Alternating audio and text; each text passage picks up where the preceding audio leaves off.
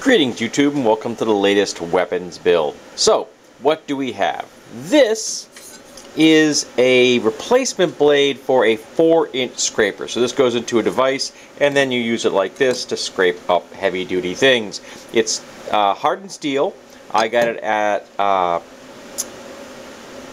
Tractor Supply, Harbor Freight for $3. And again, it's a replacement blade, so it's not overly expensive. And it's the kind of thing that you could probably find in hardware stores and even in maybe some home shops if the person does a lot of renovations and stuff like that. And it's something that may be initially overlooked by someone because it's not really a weapon, you know. So what am I going to do with it? Well, I'm going to turn this into an axe. Essentially a double-bitted axe, and it's going to go like this. I'm going to put it like this, and I'm probably going to have it so that this portion sticks up. I'll probably, about half an inch of this sticks beyond the actual shaft. And I'm thinking, I haven't completely measured it out yet, but I'm thinking 16 inches might be a good size. And so I'll have to square this end up. It's not quite squared up. When I made the initial cut, it was in a hurry, and I was doing it for something else, so I didn't care. So I'm going to clean that end up, and I'm going to make a nice square cut so I get a nice piece in here. And this is pretty decent quality steel tubing. It's got a nice heft to it.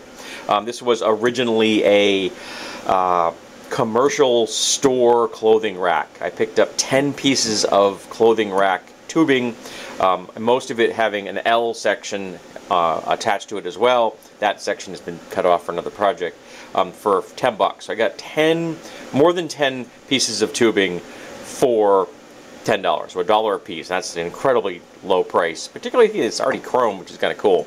But yeah, sometimes you find stuff in the weirdest places. But attaching this is not going to be a difficult time because I'm just going to cut 2 1/4-inch holes in through the shaft. Boom, boom, boom. Put a couple of bolts, nuts, cut them off so that they're flush. That's the easy part, okay? I'm cutting the slot for this is going to be a little bit tricky because it's thicker than the width of my cutoff blade on my angle grinder, so I'm probably going to have to do a bit of nibbling to get that to be wide enough to accept that. No, but I have put myself a challenge, and here's the challenge. That is a copper cap. It's from Nibco. Is it Nibco? Yeah, Nibco. It's from Nibco. And this fits on the end of a piece of tubing. If you take the burrs off, it fits really nicely. At the moment, it doesn't fit so great. But if you take the burrs off, this fits on there perfectly. But how am I going to attach a round cap of copper to a steel square piece of tubing? Well, I think I've come up with a solution. This is what I'm going to do. I'm going to use this eye bolt, the standard eye bolt. And I'm going to go put a 1/4-inch hole in here. I'm going to pass this through here on the inside. I will then drill a hole here. I will then put the whole thing so that the threaded rod sticks out of here, and then I'll put the nut and pull the whole thing together so the pressure of the nut pulling on this will cram this in place. I wanted to use an acorn nut for the end of this because it'd make it a little more aesthetic, but this is a weird size. This particular one, I could not find one at the hardware store immediately. So at the moment, it's just going to be a standard nut, and I will cut it off and make it look fairly decent. And if I someday do stumble upon an acorn nut, I can always replace it. That's the beautiful thing about nuts. They come off and on real easy. So this whole project is going to be fairly simple in execution as far as the construction of blades, slot, holes, yada yada yada. Just a couple of 1/4-inch bolts to hold the thing together. This is the interesting thing, because if I can get this to work, this opens up some possibilities, because this is not the only kind of cap I could use. Do I have another cap kicking around? Give me a second. I thought I did. Do I have another cap kicking around?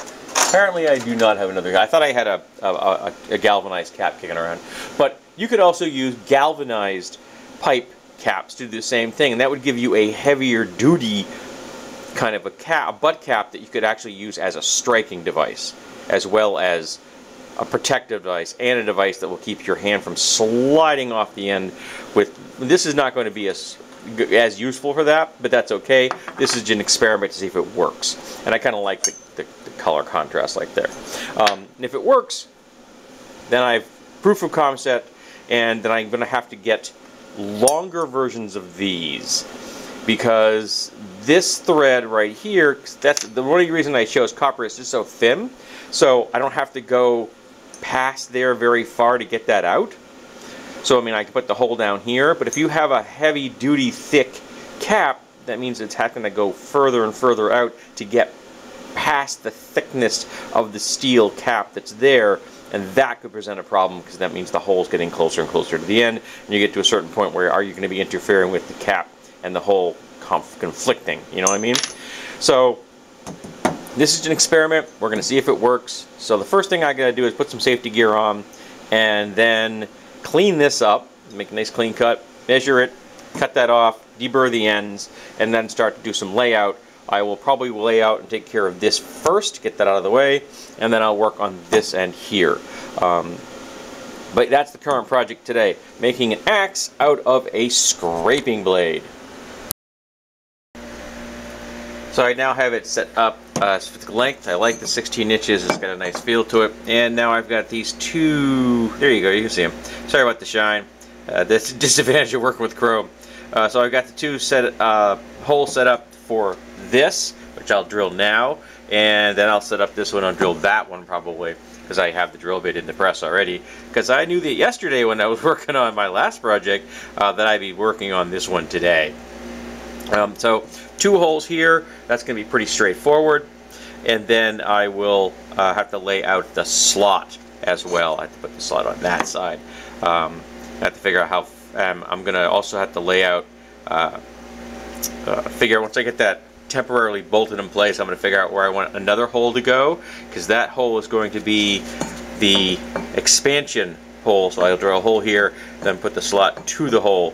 I find that to be the best method. It gives me a nice flex when I do it when I crimp it, and it gives it a nice finished look.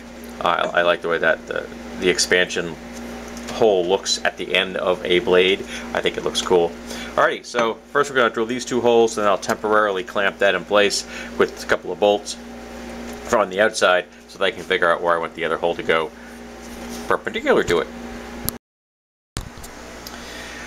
Bit of creative clamping. I use this clamp to hold the tubing to the drill press bed, and then I use this one here so I can hold it and keep it moving from side to side, because I definitely don't want my fingers that close to a drill bit. So this allowed me to give it a nice firm hold on this without having to worry about it going anywhere, because I just really can't clamp this here. Now if I was only going through one side, you can put a piece of stock in there and you can clamp that down, but I'm going all the way through, so that's not an option. So yeah, sometimes you have to get a little creative when it comes to your clamping so you can be safe. This again keeps it from going up and down, and this is going to help me hold it to keep it going from side to side. And of course, having the mark on the tubing helps as well. So now I have all my holes drilled and deburred, and I have that red line right there laid out, which is going to be my slot, and that is the hole that's going to hold my cap in place, at least in theory. Now I've broken out my drill bits because I need to find which drill bit I need for that hole, because that's the one I have to drill next. And then I have to lay out the hole here, which is kind of a pain in the butt. I have a center finding jig, but it's awkward to use, but I'm going to give it a shot, see if I can get as close to the center on this one as possible, taking into account that since this is going to be on a loosely hanging, you know, so that's not a tight fit like that. I do have some wiggle room, literally wiggle room, because this is going to be sitting at an angle, because this doesn't fit this way. It's going to be kind of sitting that way inside the cylinder when I'm done with the tube, rather. Alrighty, so gotta figure out what hole I need here. Gotta lay out the hole for that, and then I need to drill that one, and that will be the last hole I need for this project. I drilled.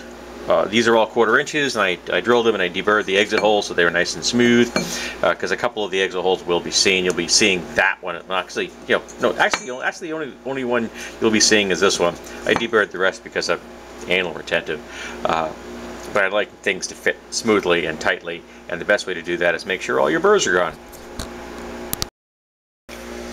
Alright, I now have everything finger tight. That's it. I haven't done the final snug, and there you see there's the relief hole I made for the, and I did have to do quite a bit of nibbling to get that slot open enough to accept the blade. And you can see I did set it up so that it does hang over the edge a bit. This end presented me with a problem I had not considered. The eye bolt is free floating. So to get a free floating eye bolt out of that hole was very hard. And what I ended up doing is I ended up taking some pieces of tissue paper and I crammed the tissue paper around, it's a paper towel, and crammed it around the bolt so that the bolt was then roughly centered. I then pulled, because again there's play on there, I then pulled it out and then very, very delicately put this onto the bolt, kind of screwed it in, hopefully to catch the threads, and it worked. That got it out far enough I could get that nut on there, and that was nerve-wracking. So this is a proofing concept, and it is working. So now I know that when I do this again on another project, and I'm going to be using a different kind of a larger structure, I'm going to have to a bigger cap. I'm going to have to make sure I go further out than I think I have to. So I need to go far enough out so that when the eye bolt bottoms out on the cross bolt, that's still enough sticking out that I can get the cap on. Because just having it flop around, that's enough of a problem. I don't need it also pushing itself into the point where I can't grab any threads. So yeah, that was a weird lesson, but I learned it. Had not considered that at all. So now that I have this thing finger tight, I am now going to continue tightening it up, and when I'm done, I will then come back and I will clean up the bolts so that they don't stick out the way they do at the minute, including the end bolt. Although I may just grind that one off, I haven't decided that. But now I have to tighten everything up. I have to find out what the heck that nut size is, because I don't know that yet. Alright, so tighten it up, grind off the bolts, or cut them off so that they look flush, and this project should be done. And so here we have the finished product. So I like the way this came out. I do. Now I know the issues I have with it, so I have to make sure I have a bolt long enough to meet my needs. Also, going to have to make sure that it is further to the end, so that when the eye bolt bottoms out on that bolt, it's sticking out far enough that I can more easily get the cap over it. So that would make my life a little easier. I did not know that. That's called a learning curve. So getting these two shafts cut off so that they were nice and clean, that was not a problem. Getting this one was slightly problematic because I had to get very careful because I'm coming at this, but this is a blunt edge. Getting this one off was nerve-wracking because I've got it clamped, and I'm coming at this angle with my angle grinder vertical, and I'm coming in, with my hand headed right towards that edge. So, don't push too hard, don't let your hand drop. So yeah, getting that one done, that was a nerve-wracking one, but it looks better, all nice and flat. I even made sure to try to get those kind of in line. So, yeah, I think I'm just going to call this a scrapper's axe. That's going to be a nice name, nice, straightforward. But yeah, I like the way this came out, and it does in fact work. You can in fact hit things with it and have it operate. So now I'm going to take this outside to get some stills for this video as well as for my Instagram. And if you should follow me both on DeviantArt and Instagram. On DeviantArt is the permanent home of all of my builds. With all the stills I take, that's where they go. And Instagram is where I post stuff I find, bargains, I go to thrift shops, and of course cute cat pictures, because you always can use more cute cat pictures in your life. So this has been the Scrapper's Axe. Thank you for being here. I hope you enjoyed yourself, and I hope that you will come back for the next one.